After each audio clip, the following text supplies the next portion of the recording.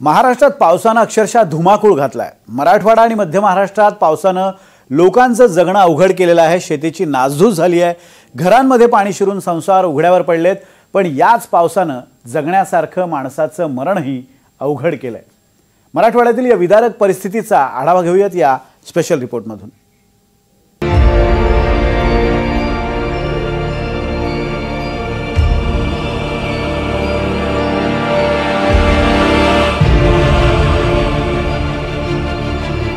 पावसानं जगणं तर अवघड केलंच आहे, पण मरणही अवघड झालंय। ही परिस्थिती आहे बीडच्या पिंपळादेवी गावातली। बीडमध्ये गेल्या आठवड्यापासून धुवाधार पाऊस कोसळतोय। या पावसादरम्यान 70 वर्षीय वृद्ध महिलेचा मृत्यू झाला।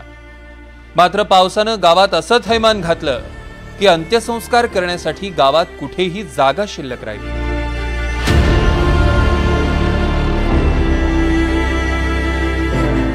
शेवटी गावकऱ्यांनी वृद्ध महिलेवर अंत्यसंस्कार करण्यासाठी शेजारचं गाव गाठलं। भर पावसात गावकऱ्यांनी अंत्ययात्रा काढली। पार्थिव टेम्पोमध्ये ठेवून शेजारील लिंबारोई गावची स्मशानभूमी काढली आणि तिथेच महिलेवर अंत्यसंस्कार करण्यात आले। या घटनेवरनं बीडमध्ये पावसानं मरणही किती अवघड केलंय हे दिसतंय। अहिल्यानगरमध्येही अशीच भीषण स्थिती आहे। मुसळधार पावसामुळे जनजीवन विस्कळीत झालंय।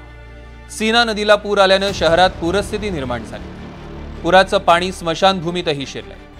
त्यामुळे पाण्यातच अंत्यविधी उरकण्याची वेळ नागरिकांवर आली आहे। समजत गेलं बाळा, मला पांघरा हातरायला काही नाही, का साडी नेसाय नाही, घरातलं तर पाणी आलंय, काय सुद्धा नाही राहिलं। सोलापुरातही 3 दिवसांपासून पावसानं धुमाकूळ घातलंय। सीना नदीला पूर आल्यानं माढा तालुक्यात 16 गावांना पुराचा फटका बसला। शेकडो कुटुंब उघड्यावर आली आहेत। मात्र याहून वाईट अवस्था निराधार वृद्ध दाम्पत्याची झाली आहे। सोलापूरच्या उंदर गावातले एक वृद्ध दाम्पत्य पावसामुळे रस्त्यावर आले। नदीचं पाणी घरात शिरल्यानंतर कसाबसा जीव वाचला।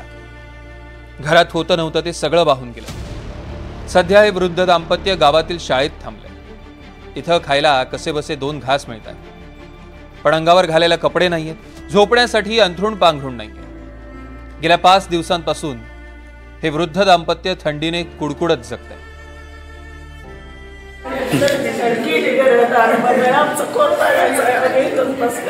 कुठे गेली लेकर बाळ? तुमची आमची पुण्याला आहे ते काय तर दवाखान्यात आहे। बर, बघायला कोणी येत नाही। 1.5 लाख खर्च झालाय, काय नाही करून खाते तर तुम्ही आला असता आमच्याकडे, पण आम्ही खात होतो कसं तर ही वेळ आली आमच्या। तुम्ही काय करतो? मजुरी करत होतो? काय कुठली मजुरी काय तसलं ते पैसा आलेला 4 पैसे खायचं तेवढंच। 1,500 रुपये लाडकी बहीण तेवढंच, ते बी 4 महिन्याला 2 महिन्याला येतात, तेवढंच खाऊन बसतो। राज्यात अनेक जिल्ह्यांमध्ये पुरानं हाहाकार माजवलाय।